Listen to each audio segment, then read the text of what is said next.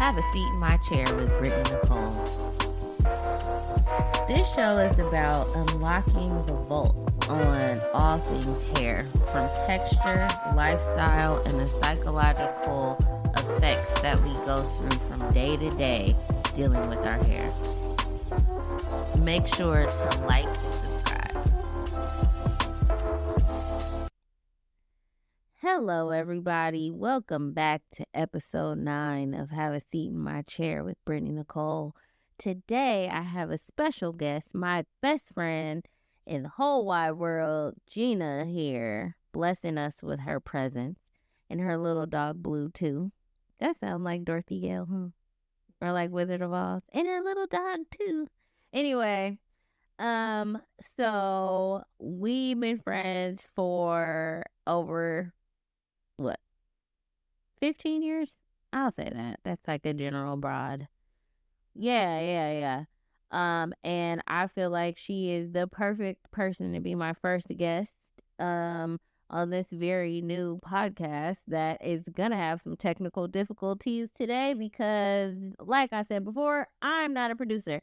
But I hope you guys enjoy what we have to say and the content that I have curated for you with this very special interview. And so let's welcome Gina to the show. Hi, everyone. So nice. Say hi one more time. Oh, they can hear you. Hi, everyone. It is so nice meeting you all. Hi, have a seat stands. I love it because I'm a stand too. I love this podcast with my new babe. Gina, can you tell everyone what age range you are, or whatever you feel comfortable with telling people about, like, just your stamp in the world, like how old you are, or, what do you do for work, and let's get just a little bit of background. For sure. Yeah. Hello, world. My name is Gina. I'm in my late 30s. Born and raised in San Francisco. What I really want that to be prevalent in my life. And professionally, I've done so many things. I've been from here and there and everywhere else, but basically I have a degree, if you want to start there, in atmospheric sciences, but that kind of progressed into finding something in accounting by way of me being a server and a bartender and just being in the hospitality space. And that being said, I found a really good balance between the two avenues of my life. Whereas, I love science, I love math, and I love money, because who doesn't? And I like being social, so I just decided to try to mesh the two, and now I'm like an accountant / consultant for a bunch of different restaurants and nightlife spaces right now. I think Gina's being super modest. She has a super cool job. She does events. She curates restaurant vibes, and she tells everybody what they should be doing in the restaurant space so that they can make lots and lots and lots of money. So she's important. She's being super modest about it, but if the people she didn't work for and with didn't have her, they would be screwed. But that's what Gina does. Okay, so let's get into the hair thing. And I'm sorry, excuse the dogs. They are wild right now. Oh my God. They're having an argument with the people across the street. So the first question I want to ask is, what was it like as a young girl, as a young Black girl, dealing with your hair?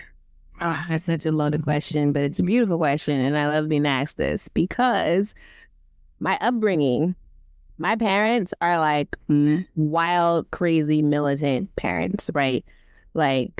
They were just like, what's a weave? Why do you need to weave? Don't wear your hair straight. Afros all the time, right? But that being said, I should say, my hair was just like this thing on the top of my head. And it was like, I wanted to go outside and just play. Like, I'm about to be turned outside. Summers, I'm outside playing. So one day my mom was like, if I come home one day and your hair is not properly placed on your head, she said it a lot more animated than that, but she was like, if your hair is not sitting in here right, you can't go outside tomorrow. So I would just be like to my older sister, like, can you just put it in 2 braids? Like, I just gotta be outside all day. I don't care, because my ponytails clearly wasn't hitting, because I didn't know how to do my hair. I was like, I wanted to ride this bike. I wanted to play this baseball game. I wanted to dribble this ball. I wanted to be outside with everybody, because my hair was like, whatever. I was like a tomboy adjacent. But to me, it was like my mom was still trying to tell me that my hair needs to be combed, but she never told me how it should be combed. And she'd be like, your hair should be nice. I'm like, well, I think it looks fine to me. Because I'm a kid. Yeah. What do I know? Right. And I pulled it back. I wasn't outside looking like crazy. In my opinion, I looked in the mirror. I was like, oh, And I went outside and just did what I had to do. And then I had that really traditional, like, let's take it a little further back.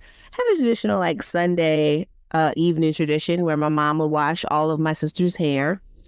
And in the morning on Mondays, she would wake us up early and press it out. And so we had that, like, it was definitely happening. And I used to have the biggest, craziest hair. And I would be like, if you have to do this much, so just cut it off at this point. Because I was like, I don't even care that much. Okay, so can I pause fast and ask you, do you feel like your hair was, to be extreme, like a traumatic experience as a child, or do you feel like it sort of robbed bits and pieces of your childhood, because now it's like I can't even be a kid anymore because I'm so little and I have to worry about keeping my hair done because it was so much work to get it straight, to look this certain type of way.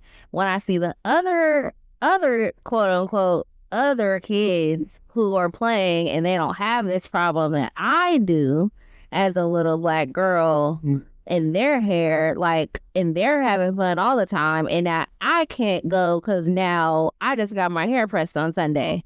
Do you feel like that was something that has kind of carried on with you as an adult, or just something that's like been on you, like just maybe subconsciously in the back of your mind since being a child?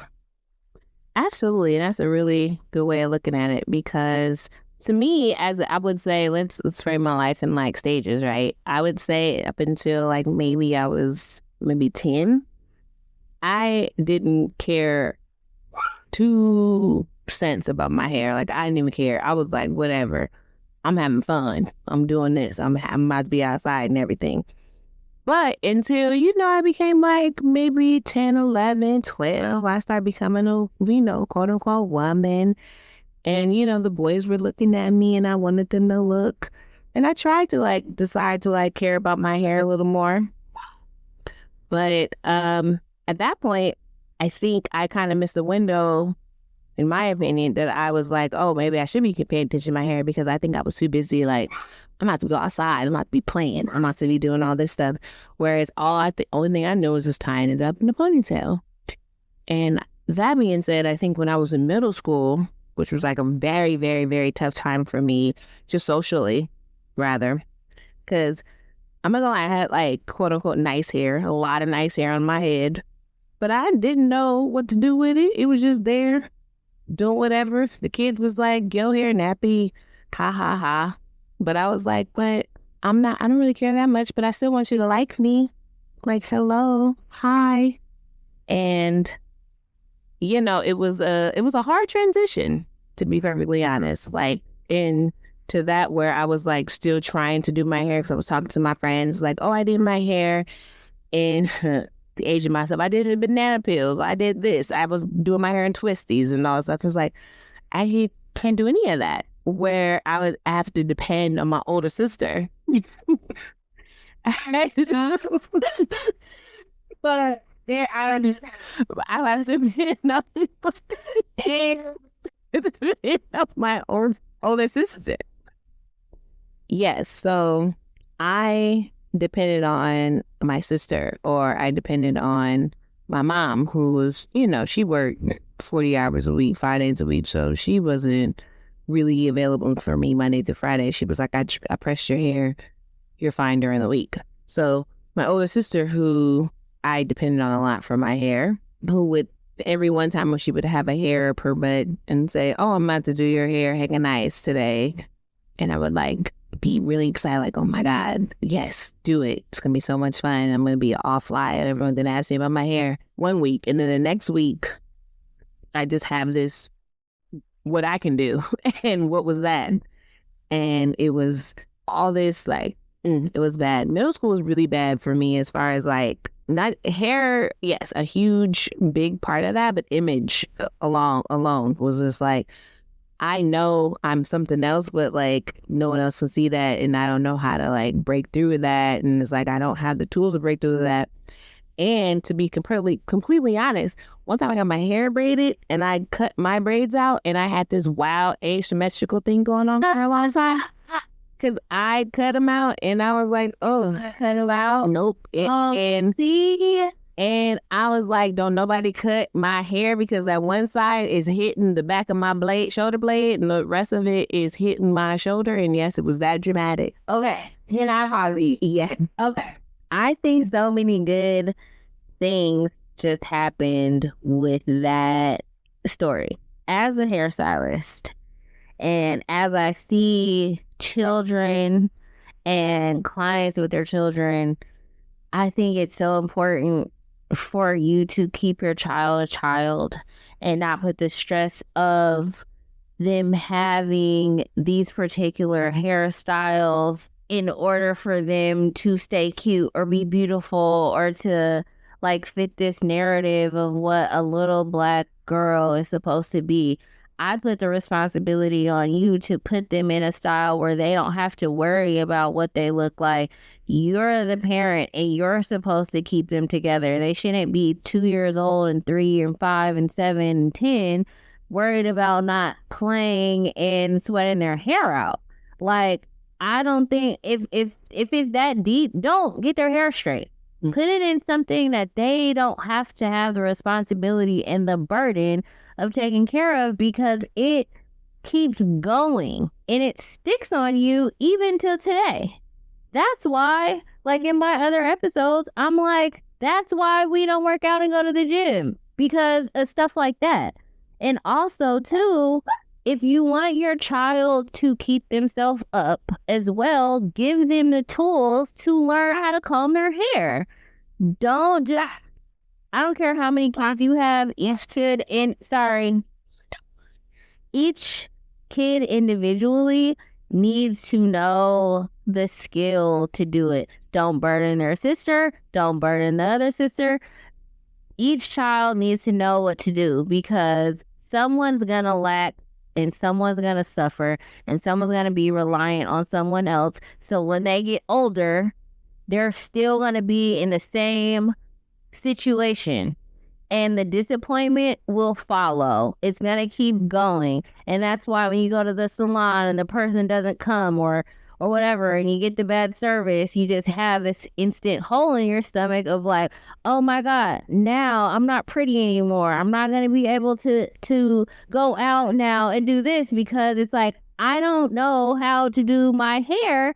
And I just feel it's crazy that us Black girls don't know what to do because of our hair. Everybody else can go outside and lick their fingers and just go out. We should be able to have simple things that can make us feel like we can just get up and go too. Our hair shouldn't be such a big deal.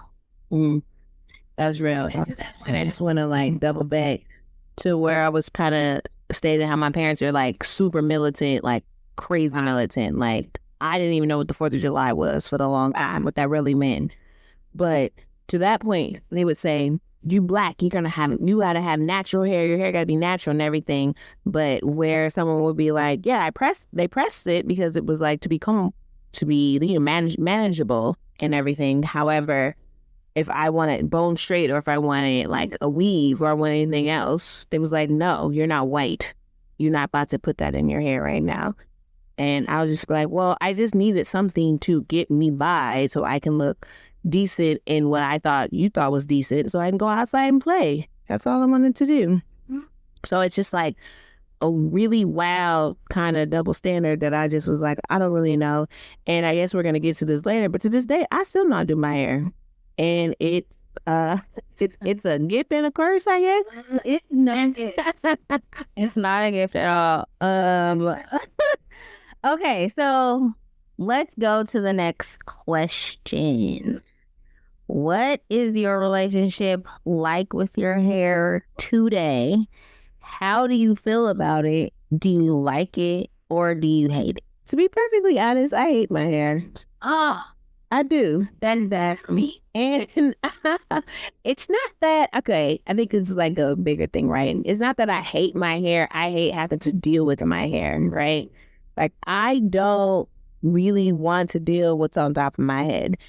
And I think it's because my upbringing, I've always like put my head, so to speak, in someone else's hands. I did not have to even worry about it. I was like, it's like my hair might be bad for a couple of days, but I got somebody about to deal with it eventually. And I'm to this big grown, late 30 person that I am now, still have that same mentality, I'm just like, someone's going to deal with it. Someone's going to do it. Brittany's going to take care of me, or someone is about to, I'll just find someone's going to braid my hair eventually, or I'm just going to just deal with it for that moment in time because I don't want to deal with my hair. And maybe that's a form of hate, and I think that's what it is. I think it is a form of hate, and a lot of you guys hate your hair, but I don't blame you for hating your hair. I hate the experiences you have to go through to get you to this point that you hate your hair. I think like Gina has some really actually nice manageable hair, and I feel like there's a lot of negative speak around it when we have our hair appointments and stuff, but I don't think it's because she really thinks she has bad hair. I think she just hates that she doesn't know how to do it. And I think that's like the biggest gap of like the Black girl and our hair is like, we don't know how to do it. And it's like, I mean, we could be like, why don't we know how to do it? Right? But when you really dig a little bit deeper, it's because nobody wants to do it. Nobody wants to take the time to deal with it. And the funny part about it is like, it's really not that hard. People ask me all the time, like, how do you get my hair done so fast? Like, how are you doing this in like 45 minutes, an hour, and blah, blah, blah, blah, blah. It's because I don't look at our hair like it's something bad. I look at our hair like it's a fiber, like it's something that you need to learn, but you have a technique just like you do with everything else. And I think because it's so much negativity around our texture, people just like immediately just want to wash their hands with it. Oh, you're Black, I don't know what to do. Oh, it's curly, it's big, it's fluffy. It just can't work like anybody else's hair in the world. Like, I just don't understand. Like, it's really, really, really toxic. And the sad thing to me is like, we're now 30, 40, 50, 60 years old and still be like, oh, my hair is so nappy. You just get this off and, oh, you need to straighten it and da-da-da. And it's just like, it makes me want to throw up, honestly. Like, there is nothing we can change about the genetics in our, I don't care how much perm, how much keratin, heat, whatever, it's gonna grow out black. And it's gonna be black because we are Black. So how do we be so proud about our skin and not our hair? Like, I don't understand. I get changing your hair for your lifestyle, but the disdain we have for our texture about something that grows out of our head constantly just freaking, it makes me sad. It makes me sad. But moving on. I want to talk about just just in life, and again, like, I don't feel like it's anyone's fault they feel this way. I just think it's like the way we are raised and the way we're taught to like walk through the world with feeling the way that we feel about our hair. It's just whack. Like on TV, like, even just to derail a little bit, when you see like the articles of like the girls in Hollywood can't find hairstylists to do their hair, and white girls can't do my hair, and they don't have anybody black people don't know how to do black people's hair. Okay, let me just say that there's so many black people, and I'm gonna be controversial because I'm getting irritated now thinking about it all, that go to black hairstylists, have the worst experience, the worst hair, the worst, they burnt it up, can't cut it, can't trim it. Like, it's just like trauma after trauma after trauma. And I'm just really kind of over it and sick of it because it's ridiculous. And I don't think, as a minority already, we should have to keep feeling this way about beauty and image and vanity. Like, it's dumb. It's just dumb. Now, moving on. Sorry, I just had to get that off my chest. That's really, you didn't say one line. Okay, so I think we kind of went through the childhood thing and like the challenges that you face. So we touched through some of the questions that I wanted to ask, but to pivot a little bit, now that we know like all of the things that you didn't know how to do as a child with your hair, what do you wish you knew back then with your hair, and what do you think, or what do you wish you knew now? Yeah, that's a loaded question. To be perfectly honest, and this is not unlike the dependency thing, I don't think I would change that much what I didn't know about my hair, right? I think that my hair was always just something, and this is me thinking of this, my big grown age perspective, right? Yeah. My hair was just something that was on top of my head, right? This happened. And this is me even still talking about the last thing that I said about, being in middle school and people had to like me and everything. But no, it was just still something in my head because I still knew I'm like lightweight. I don't want to say the word I was about to say, but I'm very confident in my ability, and so I am.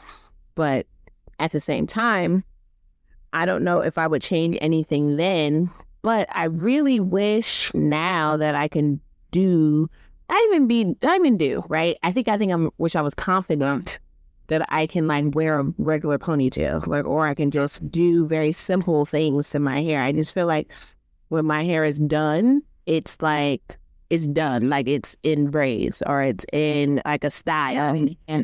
Exactly.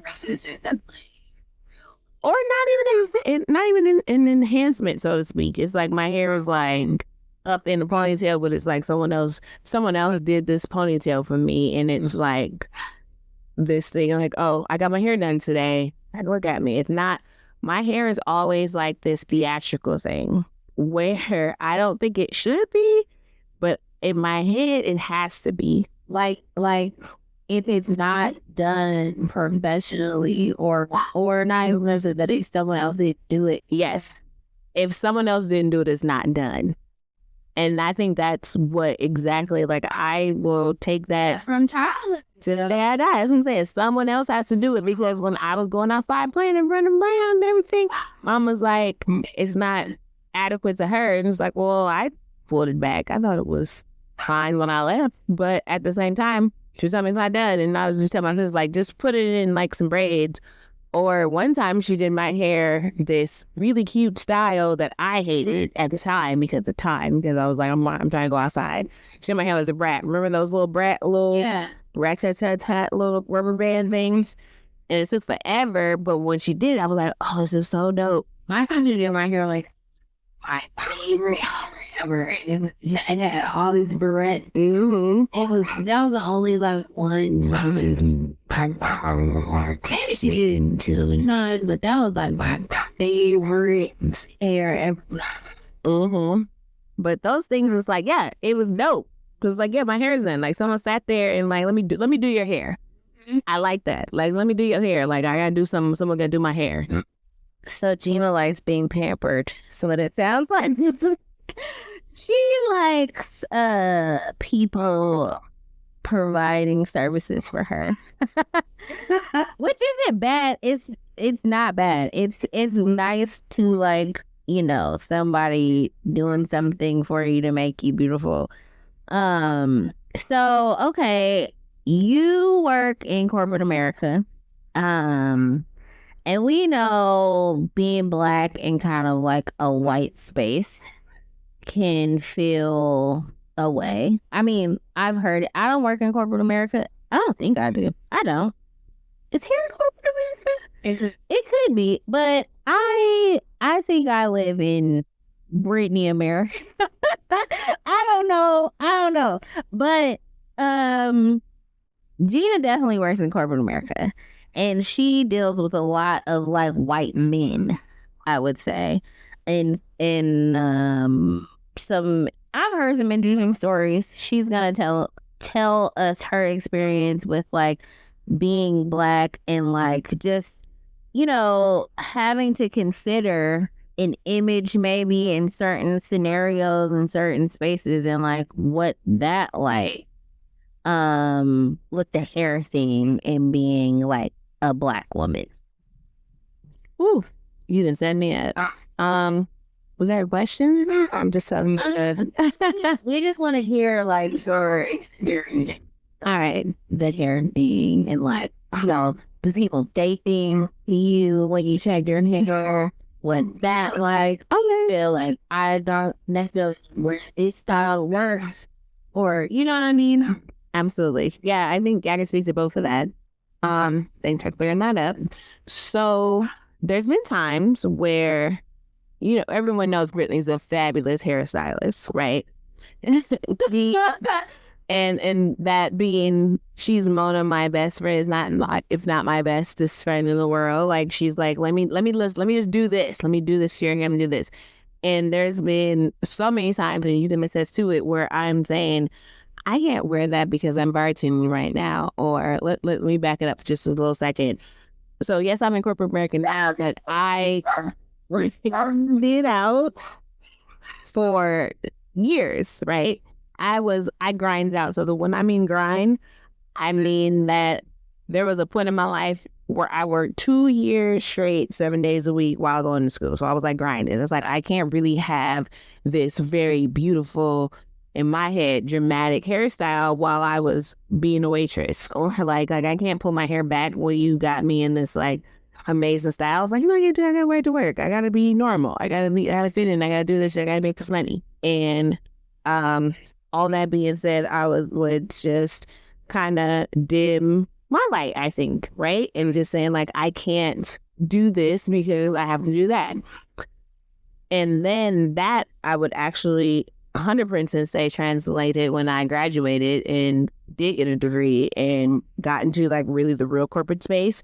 It's like, I didn't want my hair to be this dramatic thing of conversation where we all Black, we know, right? Like, we've been got braids. Very annoying. Everybody look at what a Black girl walks in with some hair that you know you don't know how to get, and then be like, oh my God, what'd you do? Yeah. Did you cut your hair grow so? Or it's just like one day, I'm gonna keep it simple, right? Like, we all know, like, one day it's a bob, one day we got braids, one day it's like a pixie cut. Like, we're magic, right? Like, Black women in our hair, like, we know this. I'm just gonna say it because we gotta say it.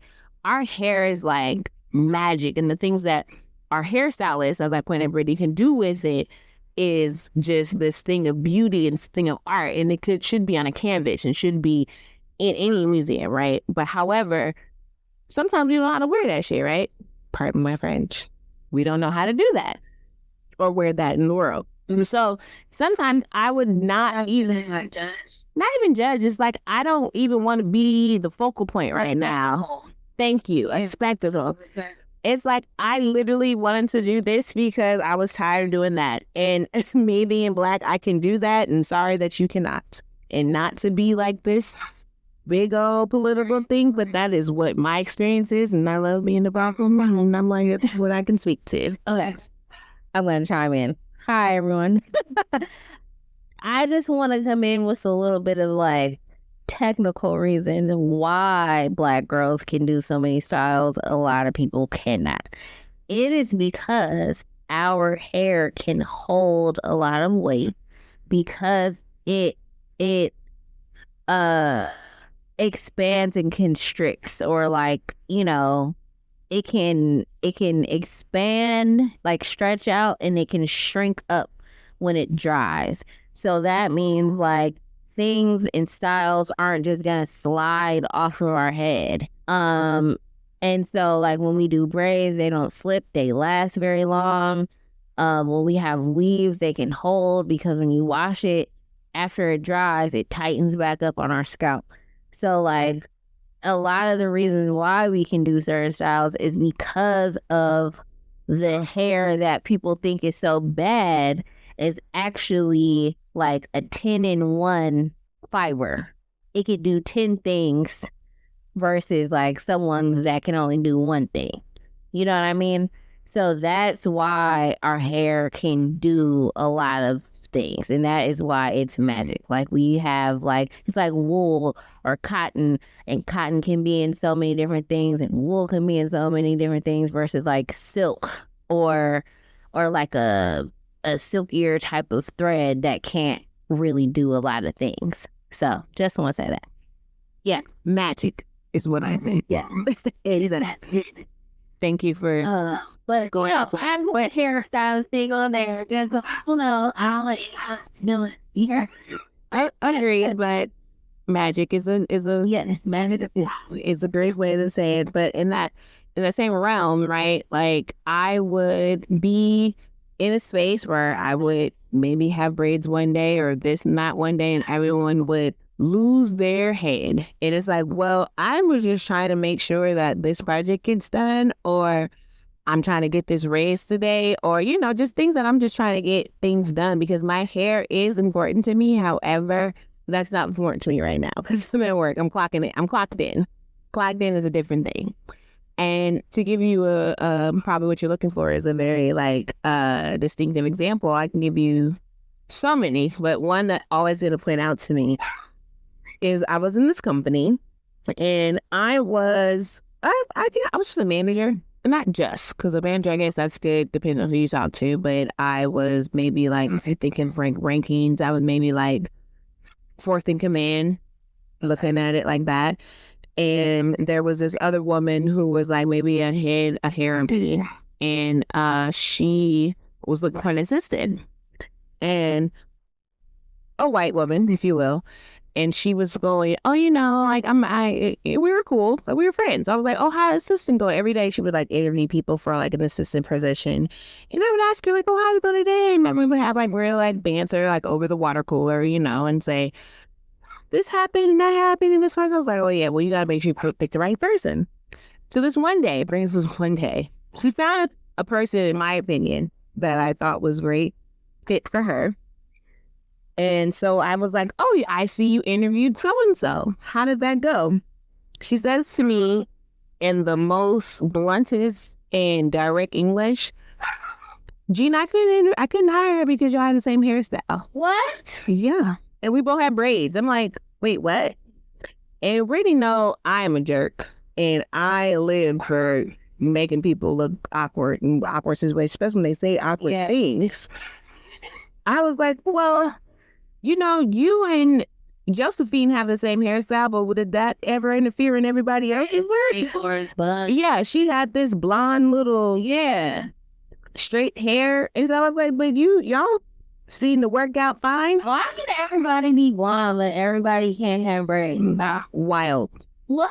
I felt like I was like, like if my life was like a TV show, I would have interjected and was like, pause right here. Yeah. And I was like, what? So to that point, I always knew, but it's just like, when people say such blatant things like that, it just takes me back to sorry if I get that, we as Black women are very just marginalized and just boxed into this really small monolith that we're either this or we're either that. We're all this and that.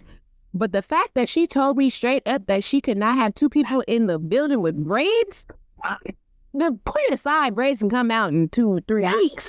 I'm about to have a weave in a minute. Like, I'm not even gonna have these braids. They only last like 6 weeks anyway. Crazy. You took the word right. I think I might even said it out loud, but we don't even know because I was so far ahead of me, so far away from me, and the fact that I have grown from then, because I'm just like, I'm not about to feed into any of that ignorance anymore. Thank you. And also, what's also super stupid about that is like, I go home, I feel good in my braids. I go to the grocery store, I feel good in my braids. I go to the bank, I do all my errands, everything. But why, when I come to stupid work, I have to feel bad about my hair? Because some lady who can't figure it out, it has something to say. And I'm like, you know, and side note, and not to be whatever type of way, but like, at least most of the time when Black girls get their hair done, yeah, it may look like an art piece or whatever, but at least it's done. I see people who don't have hair like ours, hair not done at all, thrown up, wild, frizzy, dry, no trim, ridiculous. And you are the one who has something to say about my hair actually being like, actually, ma'am, I just got my hair done yesterday.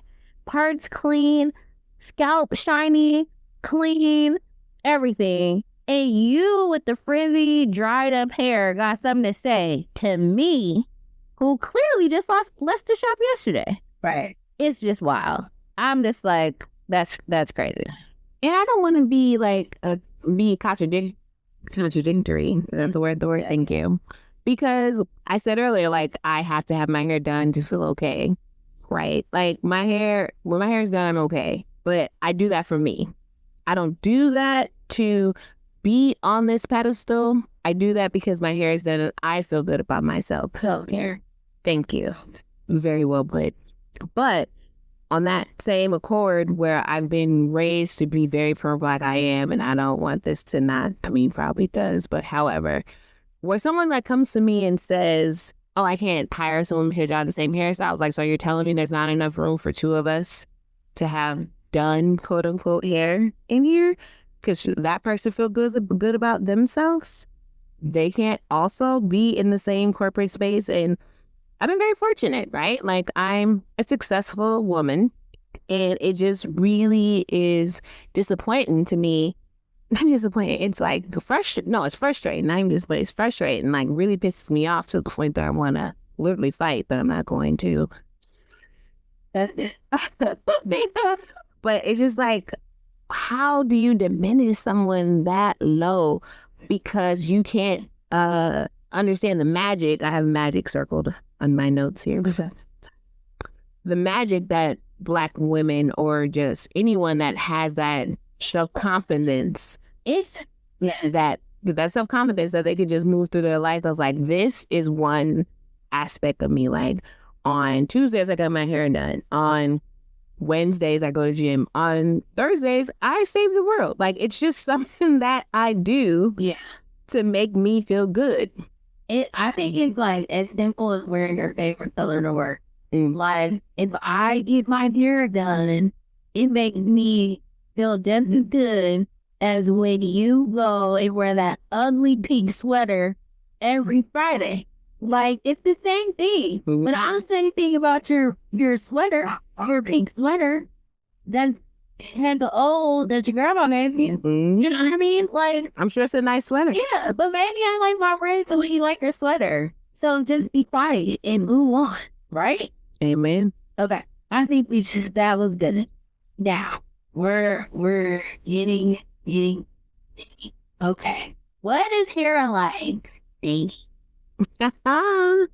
My favorite subject. What do you feel like when you are out here as a big old woman trying to figure out what to do with your hair, especially, you know, as we are changing ages. From like, I mean, I don't care about what we're 20. We're talking about today. Like, Right. what do we feel like? Do we feel like we need to have this certain look because we're like getting into another situation, or like, you know, like what's going on in your mind about the hair and the thing? You know, that is a loaded question for so many reasons because, yes, and again, I think if someone should caption this podcast like Gina Hair Done, that's what should be my name because I really want my hair to be done all the time. But however, when I go on a date, yes, I do want my hair done. I want to be nice. But I think now, if you're talking to me today, my hair done is just like, if I look okay today, I'm like, I just think if I look okay, I'm like, oh, okay, this is fine. Because if we take it back to like maybe 5-6 years ago, I have to be like, Brittany, I can't go on a date today unless I go to the salon. Like, I'm not gonna go out. Mm-mm. No. So you're more like, take it or leave it. Yes, exactly. Okay. But on the same accord, I'm not gonna be looking crazy, if that makes sense, because I still don't know how to do my own hair. But I've learned how to mask. I'm like, oh, I'm gonna put on a hat. I'm gonna wear like a scarf and all those other things. Like, I can still play with it, but at the same time, I don't want it to defer from the fact that my hair is still a big deal. Like, on a date, I have to make sure, like, oh, do you like my hair? Or if you don't, it's like, well, to be perfectly honest, I'm gonna be like, this is what I can do for you. Sorry. So you kind of want more like manage expectations of like what your hair could be and what it can't be. Yeah, I think that's a good way of putting it. But like, okay, let's say like it's been like a new day. And like, because we're getting older, I mean, we're still young, but we're not young. Okay. Do you want to not have certain styles because it makes you look young? Or do you want to kind of have a more mature type of look? Or is it more just like whatever is going on in life is how you want to have your hair? I think that is a question for someone else because you know me, I can only revert to like a few different hairstyles. So, But if you look in the range, it's like, you know, it's still a range, but yes, to your point, I don't want to be very dramatic to someone. Like, I don't want to go on a date with someone with, dramatic hair, two ponytails, as opposed to me going out with like braids or like something else or just something different. But at the same time, with me, I don't think my hair doesn't differ from either that dramatic left or that dramatic right. okay. All right. Well, I don't really know how to pivot on that one. So we're just gonna jump into the next question because I think it was like a solid enough answer, and I don't, I can't get creative with that one. So now, okay, so we're getting to the end, and this is like the last biggest loadedest. I know that's not a word, but the most loaded question that I think can relate to everybody at some point in their life. And that is your other salon experiences. And we're going to talk about 3 points.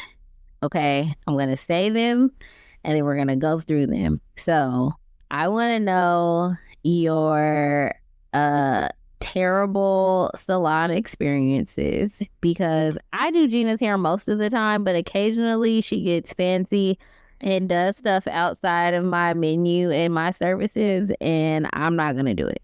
So she has to find people, which I do feel bad for, but oh well, there's nothing I can do.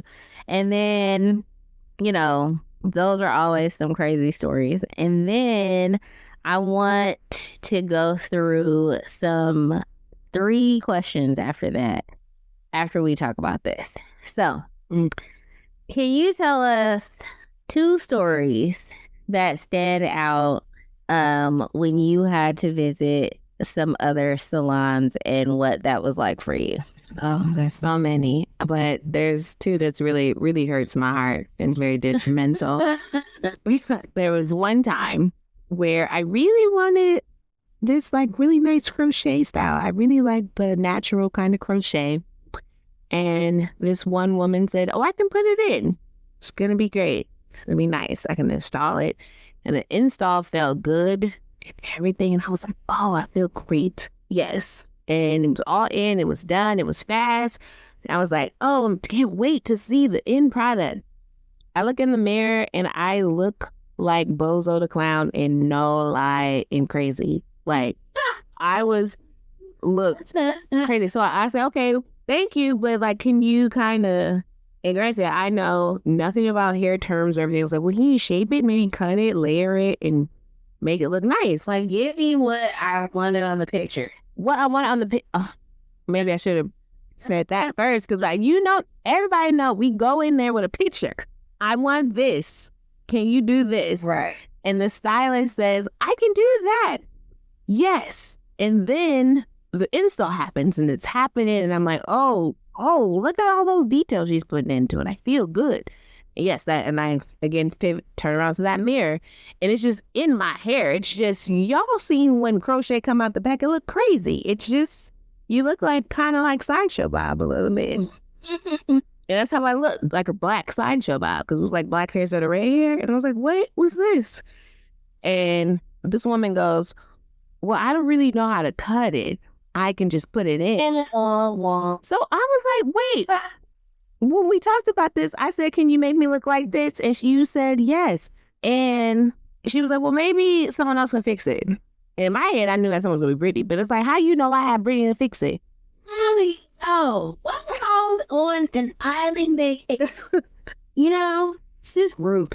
And I had to go through a whole weekend looking like Sideshow Gina.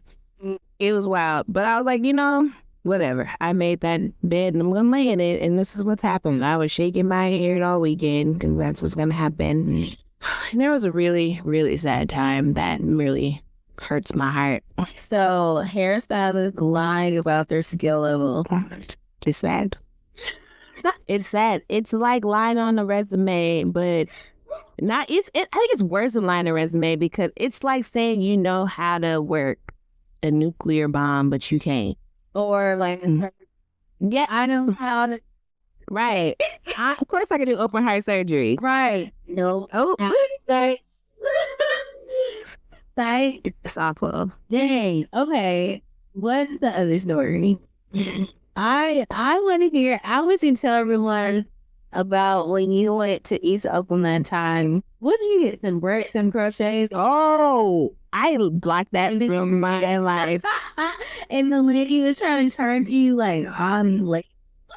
Child. So I forgot her. Yes. The whole time. She was. So let's back it all up. So Bomb Point was on a Friday, which probably was my first flaw. On a Wednesday, I found this woman and decided to book an appointment because I was like, my non-social media having self was like, Yelp looks cool and Google looks great. So I was like, I'm about to let her do my hair. It looks great. She then hits me with, if you're late, it's going to be an additional $50. I'm like, I'm not going to be late. 10:30 on Friday, bet I can be there. Did you look in the line or? I called the salon. Okay. And they were very adamant about this late fee and like being there on time and all that stuff. I was like, okay, bet. Like, you have my debit card. I'll be there on time. Do what you got to do. So my appointment was on 10:30 on a Friday. I got there 10:20 because I was like, I'm not trying to play with this woman time because I can hear Brittany in the right side of my shoulder, like, don't be playing with these people. We got to make money, all this stuff. So I'm like, okay, I'm there. Maybe 10:22. I'm going to do that, right? I'm not on time. And I get there. She was like, oh, she's just wrapping someone up. Have a seat. I sit in this woman's chair at 11:08. And she was like, God, what is this? 38 minutes after my scheduled appointment time. And she goes, oh, I'm so sorry for being late. You know how people are. I was like, well, that's fine. Can I get that deposit back that you was trying to charged me. She probably those. She looked at me crazy. I said it out loud. You know I did. I know you did. And she looked at me and kind of turned me around, but I'm serious. But I let them play me rock. So I gave y'all the time. It was 11:08. Crochet's usually like a quick job. I was like, what time do I think I'll be done? So I go, you'll be out of here by 1 the latest. I'm like, great.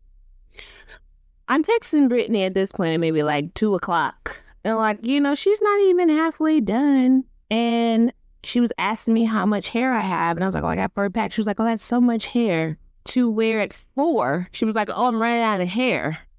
I'm like, what's happening back there? You have so much and then you run it out. What, 4 hours later? I'm just like, oh no, what's happening?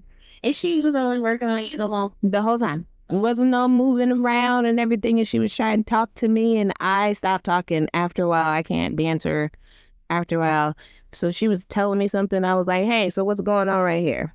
With the top of my head. So I'm done being nice. So about 5 o'clock, my hair is quote unquote done. She ran out of hair, so she proceeds to take some hair in the back where I was missing like a patch. And I again look like Sideshow Bob. And she only charged me $100, which is not a lot at all, could be a lot, but it's not a lot when you started the appointment at 11 o'clock. You wasted your whole day, not only mine, but you also. I almost feel like it would have been better if she was like, this is free and I'm not doing it. I would have been fine with that too. Yeah, actually, like, I lied. I don't know what I'm doing, and I'm gonna give you the rest of these 3.5 packs. Then you can go find somebody else to do it.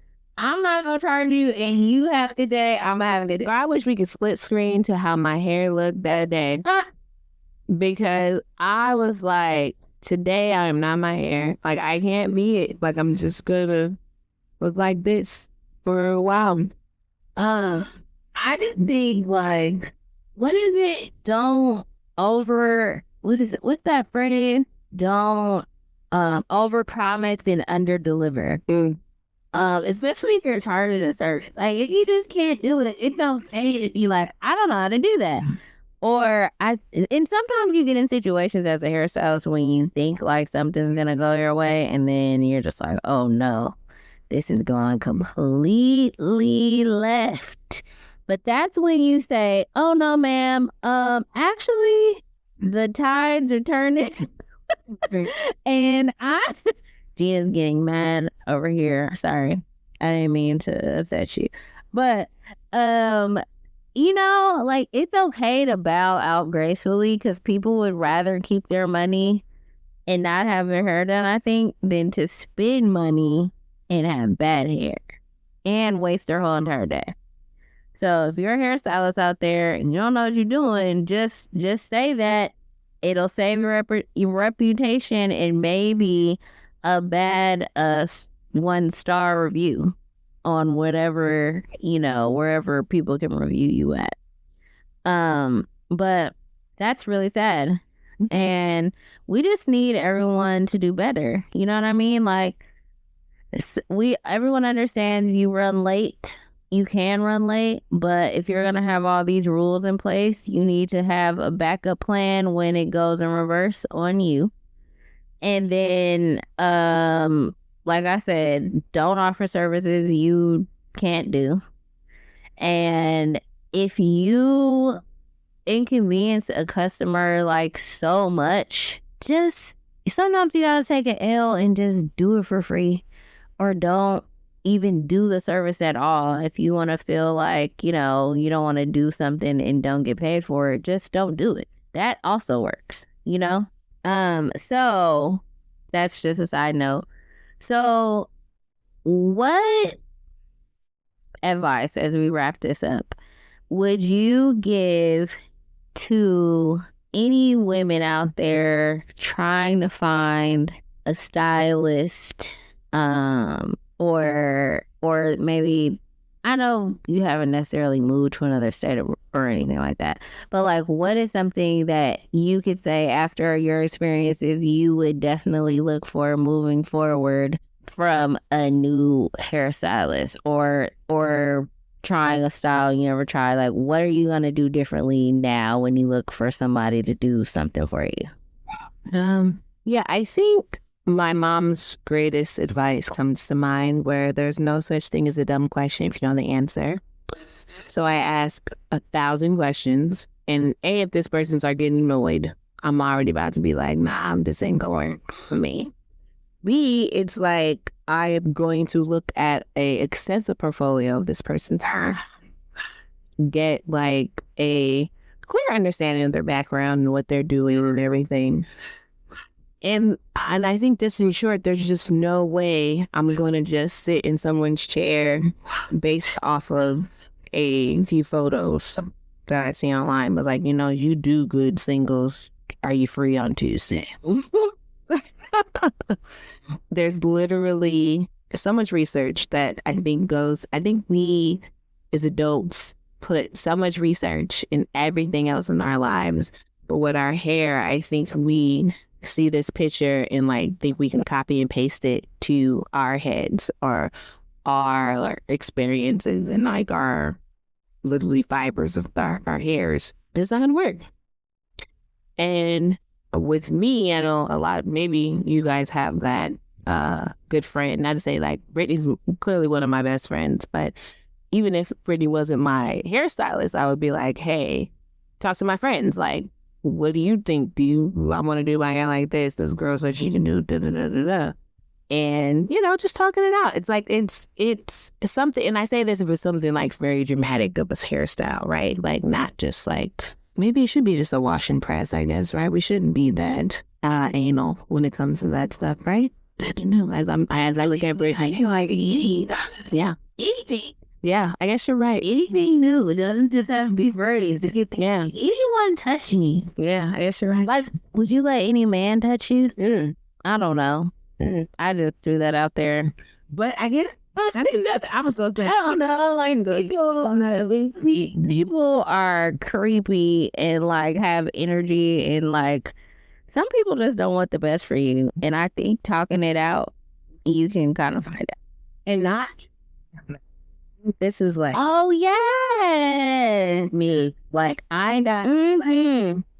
That is why I don't do online booking, because not only do I know you guys want to know about me, but I want to know about you too, because I may not want to touch you. Because some of y'all are nuts, okay? And I'm good. So, next question. If you were, as a client, giving advice maybe to new stylists or even stylists who could be looking for new clients or just stylists in general, what do you want to tell them as a consumer that you think that they may not know that they should know? Put the mic in front of my face. Okay. I need you to be honest. Don't bite off more than what you can chew. Please don't, because you're not doing a disservice to yourself. More so, you are hurting people. Like, I didn't come here to leave here looking worse than what I came. I work hard for every cent of every of my dollars and cents and coins, and I'm sure everyone in the world does. But do not come here and be a fraud and sit here and say, I can do French braids and do this and do that. But when I get there, you're like, oh, actually, I can braid French. Like, what does that mean? It's just rude. It's disrespectful. And I know, and I'm not even saying stylists on purpose are like frauds in their real life. I think they just bite off more than what they can chew. And it's like, you have to be honest with yourself and know that this woman really puts a lot in their hair. And let's go on back to the 13-year-old Gina we talked about in the beginning of this podcast, that I just wanted to look nice for that other 13-year-old boy. It might have been someone else they want to look nice for. And you told me you can make me look like this. Yes, you did. Yes, you did. And it's like, there's no reason to lie to anyone. As grown people, you do not have to lie. It's a business, by the way. You don't have to lie. Just say, I can do this, but I can't do that. I can do you can get with this, but I can't get with that. And that's fine. And I'll be like, well, you can do this really well. I might come to you when I want to do this, but I'm gonna go somewhere else because I really want to get this haircut, and I can't do that, and that's fine. But why would you alter someone's whole life and like really, really just shift their whole energy for all this time for no reason when you don't have to? It's like a simple conversation could be had. Be like, you know what, girl, I'm not hiring a plumber when I need a painter. Okay. I almost stood up. Period. That was a good one.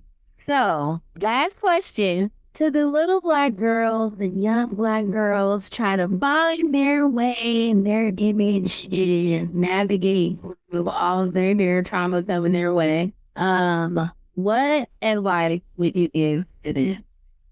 I might be a whole walking contradiction when I say this, but it's just like, your hair is an extension of you. It is not you. It is the paint on your nails. It's literally the what? Like the jacket in your shoulders. Or I'm going to say the earrings in your ears. It's just, it's an accessory, right? Granted, yes, our hair is very important. I'm not even trying to, because tomorrow, if I wake up tomorrow and my hair is gone, I might go through some things, right? Like it's a thing. But I just have to say this out loud so I can also agree. Little Black women, we were all there. You can still be more than what the hair on your hair is. The head is, excuse me. It's way much more. Like, there's so much life. So what I want to say is, like, what I ask myself is, like, would I not want to go to Paris if my hair isn't done? No, I'm going to Paris. Right. Whatever. I'm going to make it work. I'm slapping that ponytail that my mama said I wasn't going to wear. It's going to happen. Or if someone tells me that I'm going to meet the person that's going to be the best business venture in my life, I'm going to come presentable. I'm going to come presentable what I think is me. And maybe I can't get an appointment with Brittany or anyone else, other stylists. I'm going to look presentable. The thing is like, you have to be okay with you at the end of the day and realize that your hair is an extension of that and not rely on that. And I think that's what it is. It's like everything else is just the exclamation point. Well, I want to piggyback on that as I close this episode, which was so fun. And I just want to tell all the little girls out there that your hair should be something that represents your best self. It is a part of you. It will never change. It will always be whatever grows out of your scalp. But if you are in situations where you need to be presentable, or where you need to feel your best, I don't think that means it needs to be straight. It needs to have extensions, or it needs to be long or blonde or a color or whatever. I think you need to learn how to manage it for you and whatever makes you feel good. I think you need to know how to do it for yourself, because one day you may not have someone to be there to help you feel good about you. And I think that's so important. And I really, really, really want you to take the time to learn how to take care of yourself, and whatever that means to you, whether it's hair, skin, nails, hygiene, whatever, because there may not be someone there to teach you, and you shouldn't let that be a reason why you don't feel confident and good about yourself. And I just want to leave with that.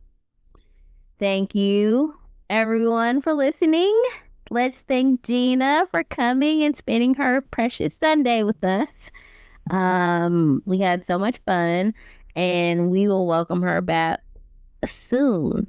Okay, so tune in every Monday at 9 a.m. We'll have new episodes. Email me at yourewelcometosit@gmail.com, and I'll talk to you soon. Bye.